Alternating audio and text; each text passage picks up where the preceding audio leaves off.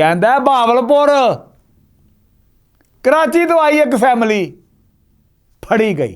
ले दस फड़ी गई मतलब ਉਹ ਜਿਹੜੀ ਫੈਮਿਲੀ ਆਈ ਉਹ ਜਿਹੜਾ ਮੁੰਡਾ ਗੱਡੀ ਉਹਨਾਂ ਦਾ ਚਲਾਉਂਦਾ ਸੀ ਪਿਆ ਉਹਨੇ ਸੀਟ ਬੈਲਟ ਵੀ ਪਾਈ ਉਹਦੇ ਕੋਲ ਗੱਡੀ ਦੇ ਸਾਰੇ ਕਾਗਜ਼ ਵੀ ਨੇ ਉਹਨੇ ਕੋਈ ਸ਼ਾਇਦ ਵਾਧਾ ਘਾਟਾ ਕੋਈ ਨਹੀਂ ਪਰ ਪੁਲਿਸ ਨੇ ਉਹਨੂੰ ਫੜ ਲਿਆ ਫੜ ਵੀ ਉਹਨੇ ਗਿਰਬਾਨ ਤੋਂ ਲਿਆ ਤੇ ਵਾਵਾ ਝੂਨੇ। ਅਸਲਾਮ ਅਲੈਕਮ ਜੀ ਮੈਂ ਤੁਹਾਡਾ ਆਪਣਾ ਲੱਭਾ।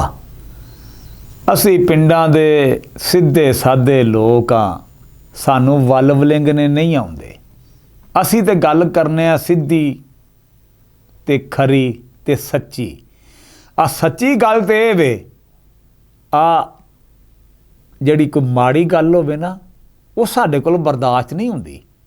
ਆੜਾ ਤੁਹਾਡਾ ਚਾਚਾ ਲੱਭਾ ਨਾ ਇਹ ਤੇ ਭਾਈ ਮਾੜੀ ਗੱਲ ਦੇ ਉੱਤੇ ਖਲੋ ਜਾਂਦਾ ਹੈ ਕਿ ਇਹ ਗੱਲ ਕਰਕੇ ਜਾਏ ਕਿੱਥੇ। ਜਾਂ ਤੇ ਅਗਲਾ ਖਾਏਗਾ ਚਾਚੇ ਲੱਭੇ ਤੇ ਘਸੁੰਨ ਤੇ ਜਾਂ ਖਾਏਗਾ ਗਾਲਾਂ। ਆ ਘਸੁੰਨ ਦਾ ਅਸਰ ਹੋਵੇ ਨਾ ਹੋਵੇ ਲੇਕਿਨ ਚਾਚੇ ਲੱਭੇ ਦੀਆਂ ਗਾਲਾਂ ਜਿਹੜੀਆਂ ਨਾ ਇਹ ਤੋੜ ਤੱਕ ਅਸਰ ਕਰਦੀਆਂ ਨੇ ਅੰਦਰ ਤੱਕ ਸੇਕ ਪਹੁੰਚਾਉਂਦੀਆਂ ਨੇ। ਆ ਗੱਲ ਜੇ ਅੱਜ ਜਿਹੜੀ ਅੱਛੂ ਕਿਰਲੇ ਨੇ ਆ ਕੇ ਕੀਤੀ ਕੰਨ ਸਾਨੇ 'ਚ ਉਹ ਮੈਂ ਆਖਿਆ ਤੂੰ ਅੱਜ ਵੀ ਕੰਨ 'ਚ ਗੱਲ ਕਰਨ ਡਏ ਆ। ਕਹਿੰਦਾ ਗੱਲ ਤਾਂ ਕਰਨੀ ਕੰਨ 'ਚ ਮੈਂ ਮਾਰ ਖਾਣੀ ਹੈ। ਮੈਂ ਕਿਹਾ ਕਿਹਦੇ ਕੋਲੋਂ? ਕਹਿੰਦਾ ਪੁਲਿਸ ਕੋਲੋਂ। ਮੈਂ ਕਿਹਾ ਮੁੜ ਕੀ ਹੋ ਗਿਆ?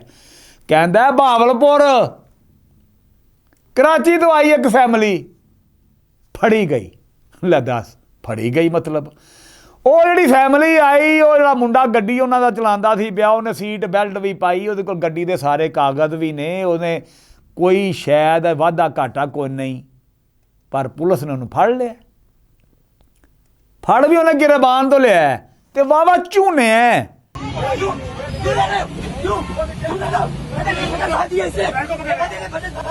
रिश्वत मांग रहा तुमने क्यों? रिश्वत मांग रहा था मुझसे, मैंने नहीं दी। क्यों दोगे रिश्वत? रिश्वत के साथ उन्होंने मुझे मारा है। ਤੇ ਝੂਨਣ ਤੋਂ ਬਾਅਦ ਮੰਗ ਲਈ ਰਿਸ਼ਵਤ। ਮੁੰਡਾ ਸੀ ਨਾ ਮੁੰਡਾ ਵੀ ਅੱਗੋਂ ਫਿਰ ਕੁਆਰਾ ਹੋ ਪਿਆ ਉਹਨੇ ਆਖਿਆ ਮੈਂ ਕੋਈ ਰਿਸ਼ਵਤ ਨਹੀਂ ਦੇਣੀ। ਆ ਮੇਰੇ ਕੋਲ ਸਾਰੀਆਂ ਸ਼ੈਵਾਂ ਮੌਜੂਦ ਨੇ ਮੈਂ ਕਿਹੜੀ ਕੋਈ ਉਹ ਕੀ ਆਂਦੇ ਅੰਗਰੇਜ਼ੀ 'ਚ ਯਾਰ ਓਏ ਓਏ ਲੱਭਿਆ ਚਾਰ ਜਮਾਤਾਂ ਪੜ੍ਹ ਲੈਂਦਾ ਨਾ ਤੇ ਤੈਨੂੰ ਕੁਝ ਅੱਖ ਨਾ ਆ ਜਾਂਦਾ। ਆ ਉਹ ਤੁਸੀਂ ਵੀ ਪੜ੍ਹ ਲਓ। ਮੈਨੂੰ ਯਾਦ ਆ ਗਿਆ ਜੇ ਵਾਇਲੇਸ਼ਨ ਉਹ ਜਿਹੜੀ ਵਾਇਲੇਸ਼ਨ ਮੁੰਡੇ ਨੇ ਨਹੀਂ ਕੀਤੀ ਮੁੰਡਾ ਪਰਤ ਆਖੇ ਮੈਂ ਕੋਈ ਕੰਮ ਕੀਤਾ ਹੀ ਨਹੀਂ ਵਾਇਲੇਸ਼ਨ ਅੱਲਾ ਮੈਨੂੰ ਤੁਸੀਂ ਕਿਉਂ ਢਿੱਕਣ ਡਏ ਹੋ ਮੇਰੇ ਕੋਲ ਰਿਸ਼ਵਤ ਮੰਗਣ ਡਏ ਹੋ। ਉੱਤੋਂ ਮੁੰਡੇ ਨੇ ਇੱਕ ਹੋਰ ਗੱਲ ਕੀਤੀ ਉਹਨੇ ਆਖਿਆ ਜੇ ਕੋਈ ਮੈਂ ਐਸੀ ਹਰਕਤ ਕਰ ਬੈਠਾ ਤੇ ਪਰਚਾ ਕੱਟੋ। ਇੱਥੇ ਫਿਰ ਮੈਨੂੰ ਲੱਗਾ ਕਿ ਇਹਦਾ ਪੈਂਚਰ ਲੱਗਣਾ ਚਾਹੀਦਾ। ਆ ਜਿਹੜਾ ਪੁਲਿਸ ਵਾਲਾ ਨਾ ਜਿਹੜਾ ਮੁੰਡੇ ਨੂੰ ਪਰਤ ਧੌਣੋਂ ਫੜਦਾ ਪਿਆ ਤੇ ਮੁੰਡਾ ਆਪਣੀ ਜਾਨ ਬਚਾਉਂਦਾ ਪਿਆ ਮੇਰਾ ਦਿਲ ਕੀਤਾ ਕਿ ਇਹ ਤੇ ਥੁੱਕ ਦੇ ਨਾਲ ਪੈਂਚਰ ਲਾਵਾਂ ਥੂ ਕਰਕੇ। ਆ ਜਿੰਨੇ ਪੁਲਿਸ ਵਾਲੇ ਨੇ ਨਾ ਮੇਰੀ ਗੱਲ ਧਿਆਨ ਨਾਲ ਸੁਣ ਲਓ।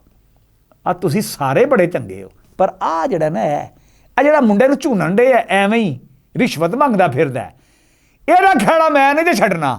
ਆ ਜਿੰਨੀ ਦੇਰ ਤੱਕ ਇਹਦੀ ਗੱਲ ਉੱਤੇ ਤੱਕ ਨਾ ਪੜੀ ਭਾਈ ਜੀ ਗੱਲ ਇਹ ਵੇ ਆ ਵਰਦੀ ਤੁਸੀਂ ਪਾਈ ਮੁਹਾਫਤ ਬਣੇ ਤੁਸੀਂ ਸਾਨੂੰ ਹੀ ਕੁੱਟਣ ਲੱਗ ਪੈਂਦੇ ਹੋ। ਸਾਡੇ ਤੇ ਤੁਹਾਡਾ ਰੋਬ ਚੱਲਦਾ ਮਾੜੇ ਤੇ ਲਿੱਸੇ ਤੇ ਹੈਂ ਜੀ ਅਸੀਂ ਲਿੱਸੀ ਪਾਰਟੀ ਜੂਏ ਤੇ ਭਾਈ ਜੀ ਗੱਲ ਇੰਨੀ ਕੁ ਵੇ ਇਸ ਮੁੰਡੇ ਦਾ ਕਸੂਰ ਸਾਨੂੰ ਤੇ ਕੋਈ ਨਹੀਂ ਨਜ਼ਰ ਆਇਆ ਹੈਂ ਜੀ। ਇਹ ਸਾਰੀ ਅੱਛੂ ਗਿਰਲੇ ਨੇ ਗੱਲ ਧਿਆਨ ਨਾਲ ਉੱਥੇ ਵੇਖੀ ਤੇ ਸੁਣੀ ਸੀ ਤੇ ਤੁਸੀਂ ਵੀ ਵੇਖ ਸੁਣ ਲਈਏ ਕਿ ਮੁੰਡੇ ਦਾ ਕਸੂਰ ਕੀ ਹੈ। ਉਹਨੇ ਆਖਿਆ ਜੇ ਇੱਕ ਬਹੁਤੀ ਗੱਲ ਹੈ ਤੇ ਮੇਰਾ ਚਲਾਨ ਕਰੋ ਮੈਂ ਰਿਸ਼ਵਤ ਨਹੀਂ ਦੇਣੀ। ਹੁਣ ਉਹ ਖਹਿੜੇ ਪਏ ਆ ਮੈਂ ਰਿਸ਼ਵਤ ਲੈਣੀ ਇਸੇ ਗੱਲ ਤੇ ਹੱਥੋਂ ਪਾਈ ਹੋ ਗਏ। ਉਹ ਮੁੰਡੇ ਨੂੰ ਨਾ ਕੁੱਟਿਆ ਉਹਦੀ ਫੈਮਿਲੀ ਦੇ ਸਾਹਮਣੇ ਹੈਂ ਜੀ ਵਾਹ ਉਹਨੂੰ ਕੁੱਟ ਕੱਟ ਕੇ ਉਹਨੂੰ ਕੋਈ ਨੀਲ ਨੂਲ ਵੀ ਮਾੜੇ ਚੰਗੇ ਪਾਏ ਨੇ ਕੋਈ ਛਿੱਲਿਆ ਗਿਆ ਕੋਈ ਕੱਪੜਾ ਕੁੜਤਾ ਵੀ ਉਹਦਾ ਪਾੜਿਆ ਨੇ।